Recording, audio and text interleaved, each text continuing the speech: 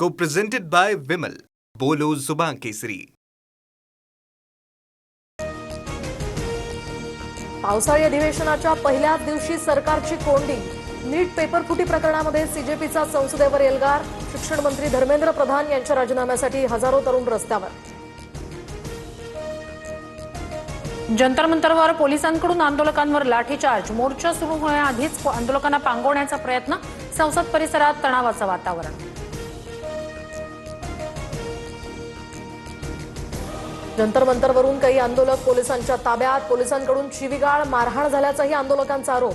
जंतर मंतरवर जामर बसवले. परिसरातील इंटरनेट सेवा सुद्धा पूर्णपणे ठप्प.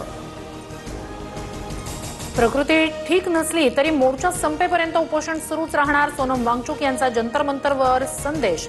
रुग्णालयातून लिहिलेल्या पत्रात वांगचुक यांनी बेकायदेशीरपणे नजरकैदेत ठेवल्याचा केला आरोप. मुंबईनंतर आता ठाणे, पुणे, कोल्हापूर आणि अमरावतीमध्ये सुद्धा तरुणाईचा एल्गार.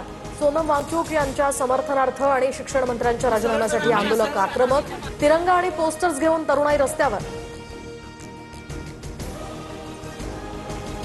गुलामगिरीच्या वेड्या तोडण्यासाठी विद्यार्थी रस्त्यावर उतरलेत. सरकार मुलांना घाबरलंय.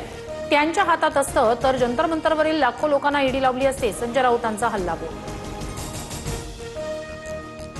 संसदेत तर्कशुद्ध चर्चा व्हावी. मान्सून सोबतच अधिवेशन फलदायी ठरावं. पंतप्रधान मोदींचं भाष्य. राज्यसभेत वंदे मातरम संबंधित विधेयक सादर केलं जाणार असल्याचीही माहिती. सभागृह सुरू होताच लोकसभेत विरोधकांचा गदारोळ. नीट पेपर फूट प्रकरण, राम मंदिरातील देणगी चोरीवर चर्चेची मागणी. कामकाज दुपारी 12 पर्यंत स्थगित. धर्मेंद्र प्रधान यांचा राजीनामा क्षुल्लक. आता सरकार बदलण्याचा लढा. तुमच्यात असलेल्या आगीतनं सरकार भस्म झालं पाहिजे. दादर शिवाजी पार्कवरून उद्धव ठाकरेंची गर्जना.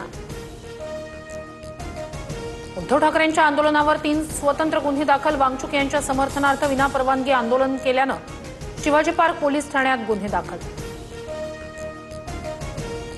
अयोध्या राम मंदिर दान चोरी प्रकरणी आज सुप्रीम कोर्टात सुनावणी. तर एसआयटी कडून बंद लिफाफ्यामध्ये स्टेटस रिपोर्ट सादर. आजच्या सुनावणीकडे सर्वांचं लक्ष. सत्ता ही सेवेसाठी, दादागिरीसाठी नाही. चंद्रशेखर बावनकुळे यांचा कार्यकर्त्यांना दम. भाजयुमो महायुवा संमेलनात बावनकुळेंकडून शिस्तीचा कानामंत्र. रवींद्र धंगेकरांसह पत्नीच्या अटकपूर्व जामीन अर्जावर आज सुनावणी. खलील शेख आत्महत्या प्रकरणामध्ये धंगेकरांवर गुन्हा. तर धंगेकरांसह 13 आरोपी अद्याप not reachable. Co-presented by Vimal. बोलो जुबान केसरी.